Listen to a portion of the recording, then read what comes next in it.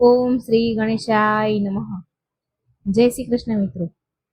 આજે આપણે પુરુષોત્તમ માસની કથા સાંભળીશું. 2026માં પુરુષોત્તમ માસની શરૂઆત થઈ રહી છે. તારીખ 17 મે 2026 થી લઈને તારીખ 15 જૂન 2026 સુધી આ એક માસ અધિક માસ છે. આ માસમાં આપણે ભગવાન પુરુષોત્તમની સેવા પૂજા કરી દાન પુણ્ય કરીને પુણ્ય કમાઈએ અને ભવના ફેરાના ચક્રમાંથી આપણે છુટકારો મેળવીએ. એ માટે પ્રભુને પ્રાર્થના કરીએ છીએ. 3 વર્ષે આવતો આ પુરુષોત્તમ માસ, આ અધિક જ્યેષ્ઠ માસમાં, આ અધિક પુરુષોત્તમ માસમાં આપણે નિત્ય પુરુષોત્તમ માસના મહાત્મ્યની કથાઓ સાંભળીશું. સાથે જ નિત્ય જે રોજ સંભળાય તે કથા પણ પુરુષોત્તમ માસની આપણે સાંભળીશું. આજે છે પુરુષોત્તમ માસનો પ્રથમ દિવસ. આજે પુરુષોત્તમ માસના મહાત્મ્યની કથા, નેમી સારણીય તીર્થમાં યજ્ઞ અને આજના દિવસની કથા, કાઠા ગોરમાની કથા તથા સંકીર્તન સાંભળીશું.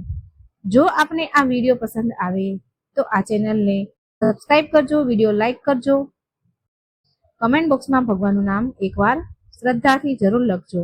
શ્રી કૃષ્ણ ગોવિંદ હરે મુરારી, હે નાથ નારાયણ વાસુદેવા. હરે રામ રામ રામ હરે હરે, હરે કૃષ્ણ કૃષ્ણ કૃષ્ણ હરે હરે. મિત્રો, અધિક માસ કે અધિક પુરુષોત્તમ માસમાં ભગવાન નારાયણની પૂજા થાય છે. આખા મહિનામાં, આખા માસના દેવતા ઈષ્ટદેવ ભગવાન શ્રી કૃષ્ણ છે, જે પૂર્ણ પુરુષોત્તમ છે. પુરુષોત્તમ માસમાં પૂજા વિધિ કેવી રીતે કરવી તે જાણીએ. પુરુષોત્તમ માસમાં નિત્ય ગોરમાની પૂજા થાય છે. સવારે વહેલા ઉઠીને સ્નાન આદિથી પરવારીને પહેલા દિવસે જે ગોરમાની સ્થાપના થાય છે, જેને કાઠા ગોરમાનું પૂજન કહેવાય છે. કાઠા ગોરમા અર્થાત જે નદી, તળાવ કે કુવાની આજુબાજુની જે માટી હોય છે, જે શુભ માટી કહેવાય છે, તે લઈ આવવામાં આવે છે. તેમાં થોડી રેતી ભેળવીને માટીના 4 પિંડ કરાય છે અને વચ્ચે ગોરમાનું કે ભગવાન શ્રી કૃષ્ણનું સાથે સ્થાપન થાય છે. 4 પિંડ તે 4 દિશાના સ્વામી છે, દિક્પાલ દેવતા છે. એવો પણ ભાવ રખાય છે કે ભગવાન જ્યારે પણ આ ધરતી લોક ઉપર જન્મ ગ્રહણ કરે છે, ત્યારે પોતાની લીલા સાથે જ જન્મ ગ્રહણ કરે છે. શંખ, ચક્ર, ગદા અને પગમાં જ્યારે ભગવાન શ્રી કૃષ્ણએ જન્મ ગ્રહણ કર્યો, ત્યારે સ્વયં પ્રભુ પોતે અને બલભદ્રજી, પ્રદ્યુમન, અનિરુદ્ધ આદિ પોતાની લીલા સાથે જન્મ ગ્રહણ કર્યા હતા. એ રીતે એ ભાવથી પણ 4 પિંડ મુકાય છે અને વચ્ચે ગોરમા સ્થાપિત થાય છે. ગૌરી ગણેશજીની પણ સ્થાપના થાય છે. નાનું એવું પિંડ ગણેશજીનું પણ રખાય છે. ત્યારબાદ તે 4 પિંડની પૂજા થાય છે. 4 પિંડમાં જનોઈ પહેરાવાય છે. નાડા છેડી દ્વારા તેને લપેટવામાં આવે છે અને વચ્ચે જે ગૌરી માં બિરાજમાન છે તેને તિલક ચુંદડી ઓઢાડાય છે, પુષ્પની માળા પહેરાવવામાં આવે છે અને ત્યારબાદ અબીલ, ગુલાલ, કંકુથી પૂજન થાય છે. ધૂપ દીપ કરાય છે. નૈવેદ્ય ફળ ફળાદી ભોગ, સૂકા મેવા કે મીઠાઈ કે સાકરિયા આપણી પાસે જે પણ પ્રસાદીમાં હોય તે ચડાવવામાં આવે છે અને આમ ગોરમાની પૂજા થાય છે. પહેલા દિવસે શ્રીફળ વધેરીને ગોરમાને પ્રાર્થના કરાય છે કે હે માં, અમારી સેવાનો સ્વીકાર કરજો. ભગવાન શ્રી કૃષ્ણ પૂર્ણ પુરુષોત્તમની કૃપા અમારી ઉપર બની રહે, અમે તમને પ્રાપ્ત કરી શકીએ, તમારા ચરણોમાં અમને સ્થાન પ્રાપ્ત થાય એવી કૃપા કરજો. આ રીતે ગોરમાને પ્રાર્થના કરવામાં આવે છે અને નિત્ય સવારે વહેલા ઉઠીને આ જ ગોરમાનું સ્થાપન જે આપણે કર્યું હોય ત્યાં બાજુ ઉપર 4 પિંડ અને વચ્ચે ગૌરી ગણેશની સ્થાપના કરેલી છે, તેને નિત્ય આખો માસ પૂજન કરાય છે. થોડું થોડું જળ રેડાય છે અને અબીલ, ગુલાલ, કંકુ, પુષ્પ, ધૂપ, દીપ, નૈવેદ્ય આદિથી પૂજન નિત્ય થાય છે. જ્યારે 30 દિવસ પૂર્ણ થાય, અમાવસ્યા આવે, ત્યારે અમાવસ્યાના દિવસે પણ સવારે પૂજન કરીને તે જે ગોરમાની સ્થાપના છે, તે પિંડોનું જે સ્થાપન છે તેને નદીમાં વહાવી દેવામાં આવે છે અથવા કોઈ વૃક્ષ નીચે, પીપળાના વૃક્ષ કે વડલાના વૃક્ષ ત્યાં પણ મૂકીને જળ રેડાય છે, જેથી માટીમાં ભળી જાય. આ રીતે ગોરમાની પૂજા થાય છે. પૂજા કરતી બહેનો એકબીજાનો હાથ ચાલે છે. ત્યારબાદ આંબુડું જાંબુડું ગાય છે. આંબુડું જાંબુડું કેરીને કોઠીમડું, મેં દામોદરનું તરિયા લાડવા, લાભ શીશુ વાળી સેવ, તમે જમો ને મારા દેવ, કારેલાની કઢી કરી, કટકો પાપડ કટકો વળી, દ્વારિકાના માર્ગ ચડી લ્યો, બ્રાહ્મણ લેતા જાઓ, અમને આશીર્વાદ દેતા જાઓ. લાલાની તો મહેર છે, તમે જમવાનું આપણે ઘેર છે. રજવાડેથી રાજ આવે, નિશાળેથી દીકરો આવે, બળી પિયરથી બહુ આવે ને સાસરેથી દીકરી આવે. અને બાઈ મારે તો પાછા ઘેર ઘમ્મર વલોણારે, પાણા ઝૂલે મારે કપાળે, ટીકો ને કેળો ડીકો વળી છેડા વાળે ને પછી તે પાડા ફળફળતી ખીચડીને સુવા વડે. દીકરી મારે તો વળી કેવા દુઃખ, ચારે કોર સાહેબીને સુખ. આ રીતે નિત્ય ભજન કે ઢોળ ગવાય છે, અષ્ટક છે, ચાલીસા પાઠ છે, તે રીતે ગવાય છે અને નિત્ય પૂજન થાય છે. આ પૂજા લીલા કથા સાંભળીને ભગવાનમાં મન પોરોવાઈ જાય. પુરુષોત્તમ માસમાં સ્નાન દાન જપનો મહિમા ઘણો છે. પવિત્ર તીર્થોમાં જઈને જો સ્નાન કરીને પૂજન કરવામાં આવે તો ઉત્તમ ફળની પ્રાપ્તિ થાય છે. આ પુરુષોત્તમ માસ તે 3 વર્ષે આવે છે અને આ વર્ષે અધિક જ્યેષ્ઠ માસ આવે છે. જે ભક્તો વ્રત કરવા માંગે છે તે પહેલા દિવસે જ સંકલ્પ કરે, એક ટાઈમ ભોજન લેવું, આખો માસ ઉપવાસ કરવો, એ વ્રતનો સંકલ્પ કરવો. જો વ્રત ન થાય તો ચિંતા ન કરવી, પ્રભુનું મનમાં સ્મરણ કરવું. ભાવથી પ્રેમથી પણ પૂજન થાય, મનથી પણ પૂજા થાય છે. અને આપણા ઘરના મંદિરમાં જો ભગવાનની મૂર્તિ, ફોટો કે ચિત્ર બિરાજમાન હોય તો તેની પણ સાદી સરળ રીતે પૂજા થાય. ધૂપ દીપ નૈવેદ્ય આદિથી જેમ આપણે એકાદશીમાં પૂજા ભગવાનની કરીએ છીએ તે રીતે પણ ભક્તો નિત્ય 30 દિવસ સુધી પ્રભુનું અલગથી પૂજન કરી શકે છે. જે જેનો ભાવ હોય એ પ્રમાણે પૂજા કરવી અને મંત્ર જાપ કરતા રહેવું. વિષ્ણુ સહસ્ત્ર નામ છે, ગીતાજીનો પાઠ છે, શ્રીમદ ભગવત મહાપુરાણ છે, રામાયણ છે તથા પ્રભુના મંત્ર જાપ છે. જે આપણને પ્રિય હોય છે તે નિત્ય આરતી કરવી જો આવડતી હોય તો, અને થાળ ગાવો. આ રીતે આખો પુરુષોત્તમ માસમાં બહેનો ભક્તજનો પૂજા સેવા કરે છે અને પુરુષોત્તમ ભગવાનને કાલાવાલા કરે છે. જે ભક્તો ભક્તિભાવથી પૂર્ણ શ્રદ્ધાથી અને વિશ્વાસ સાથે પાવનકારી અધિક માસ કે પુરુષોત્તમ માસમાં નિત્ય પ્રભુની સેવા કરે છે, પૂજા પાઠ કરે છે, બ્રાહ્મણોને દાન દક્ષિણા આપે છે, વિવિધ પૂજા કરીને ભગવાનની કથા સાંભળે છે, તેને સંતાન સુખ, સંપત્તિ, આરોગ્ય, સૌભાગ્ય પ્રાપ્ત થાય છે. આથી આધિ વ્યાધિનો નાશ થાય છે. સુખ સંપન્ન થઈને અંતે વૈકુંઠ ધામને પ્રાપ્ત કરે છે. એવું મહિમા છે આ પુરુષોત્તમ માસનો. પુરુષોત્તમ માસમાં દાનનું ઘણું મહત્વ છે. એમાંય ખાસ કરીને 33 વસ્તુ દાનમાં દેવાય છે. પુરુષોત્તમ માસ પૂર્ણ થાય એ પહેલા તે 33 વસ્તુ કઈ છે તે આપણે જાણી લઈએ.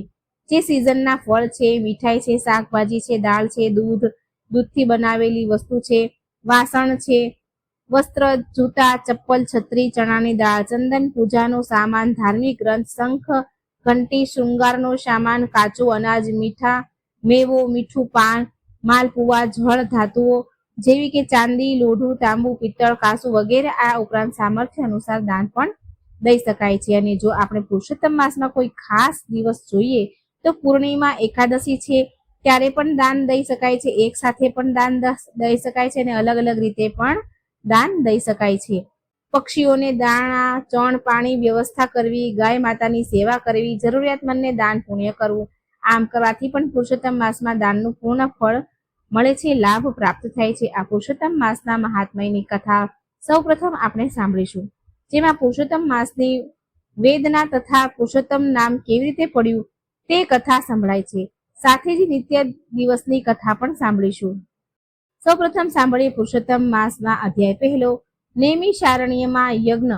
બોલો પુરુષોત્તમ ભગવાનની જય.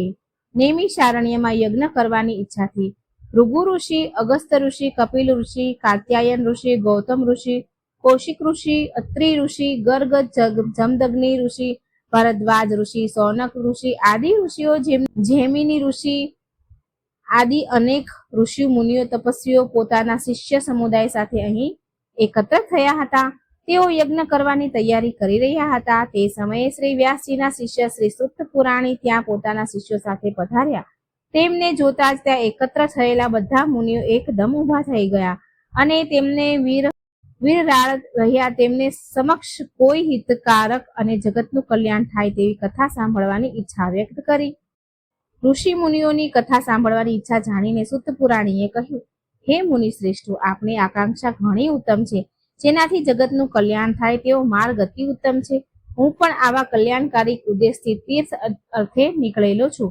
હું પુષ્કર, મથુરા, પ્રયાગ, કાશી ગયા આદિ તીર્થ ક્ષેત્રમાં ગયો હતો.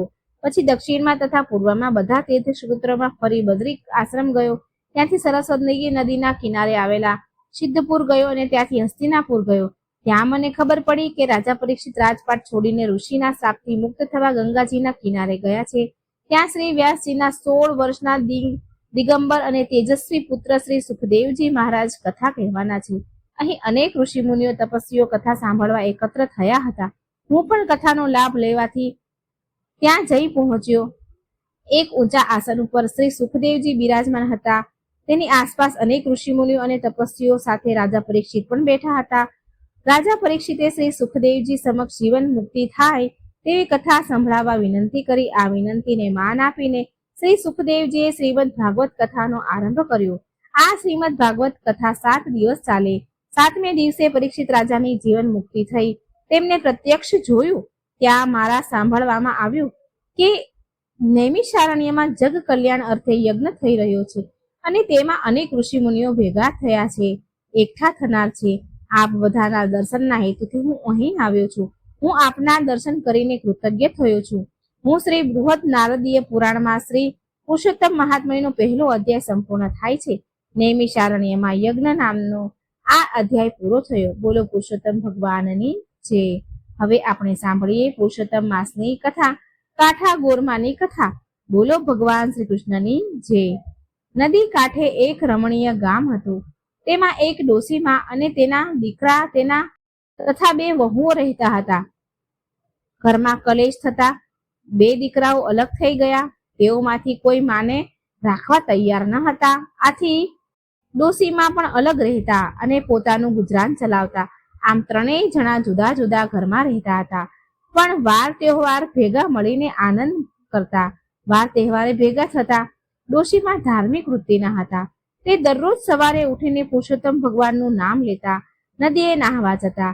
તેમના નાના દીકરાની વહુ પણ રોજ નદીએ સ્નાન કરવા જતી હતી. તેઓ કાંઠા ગોરમાની પૂજા કરીને ઘેર આવીને કામકાજમાં લાગી જતી. જ્યારે મોટા દીકરાની વહુ ઉઠતા જ ઘરની ઝંઝટમાં લાગી જતી. દીકરા દીકરી અને પતિને આ કરો તે કરો તેમ કરો હુકમો છોડ્યા કરતી. તે 2 પૈસે સુખી હતી, તેથી તેને પૈસાનું અભિમાન આવી ગયું. સાથે જ કંઈક હતું, એથી તો અભિમાનનો પારો પણ ચડ્યો હતો.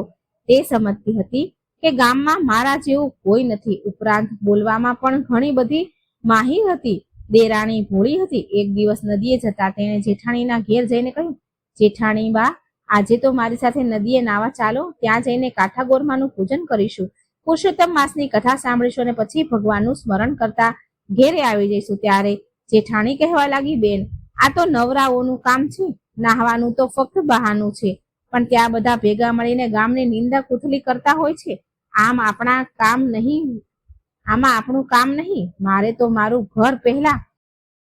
મારે ઘેર મારા પતિ દુકાનેથી આવે, છોકરાઓ નિશાળેથી આવે, પિયરથી વહુ આવે, સાસરે ગયેલી દીકરી આવે, સગા સંબંધીઓ આવે, સીમમાં ગયેલા ઢોર પણ આવે. આમાંથી હું આખો દિવસ નવરી થાવ તો તમારી સાથે નાહવા આવું ને? તમે વ્રત કરો. મને તો ધર્મ કર્મ કરવાનો સમય જ નથી. જેઠાણીની આવી લાંબી ચોડી વાત સાંભળીને દેરાણી તો દુઃખી થઈ અને તે કંઈ બોલી નહીં. તે સાસુ પાસે ગઈ અને બધી વાત કરી. સાસુએ કહ્યું, બેટા, જે કરે તે ભરે. ભગવાન મનુષ્યને સુખ આપે છે અને સુખ મળ્યા પછી ભગવાનને ભૂલી જાય છે. મોટી વહુ સમજે તો સારું, નહીતર તો એના ભાગ્ય પણ ફૂટેલા જ છે. કાંઠા ગોરમાં રીજે તો ધન ધાન્યનો પાર ન રહે અને ખીજે તો ક્યાંય ન રહે. આમ દિવસો વીતી રહ્યા હતા. દેરાણીના દિવસો પુરુષોત્તમ ભગવાનના ધર્મ ધ્યાનમાં જતા હતા, જ્યારે જેઠાણીના દિવસો સાંસારિક કામકાજની ઝંઝટમાં વીતતા હતા. તેની પાસે ધર્મ કરવાનો વખત જ ન હતો. એ તો સગાવાલાને રીઝવવામાં પડેલી. નાની તો રોજ નદીએ નાહીને કાંઠા ગોરમાની વાર્તા સાંભળી અને ધર્મ ધ્યાનમાં રહેતી હતી. આથી કાંઠા ગોરમાં દેરાણી ઉપર રીઝ્યા અને ઘણી સુખી સાહેબી દીધી. બીજી બાજુ પુરુષોત્તમ ભગવાનનું અપમાન કરનારી જેઠાણી ઉપર પ્રભુ કોપાયમાન થયા. કાંઠા ગોરમાના કોપનો પાર ન રહ્યો. તેમણે જેઠાણીને શ્રાપ આપ્યો. આથી પેઢીએથી પતિ ગાયબ થઈ ગયો. નિશાળે ભણવા ગયેલા છોકરા પણ ઘેર ન આવ્યા. દીકરીના સાસરિયા કોપ્યા, તેથી દીકરીને મા પાસે જવા ન દીધી. પિયર ગયેલી વહુ પણ પાછી ઘરે ન આવી. કોઈ સગા વહાલા પણ ન આવ્યા. સીમમાં ગયેલા ઢોર પણ પાછા ન ફર્યા. આમ અણધાર્યું બનાવ બનવાથી જેઠાણી હેપટાઈ ગઈ.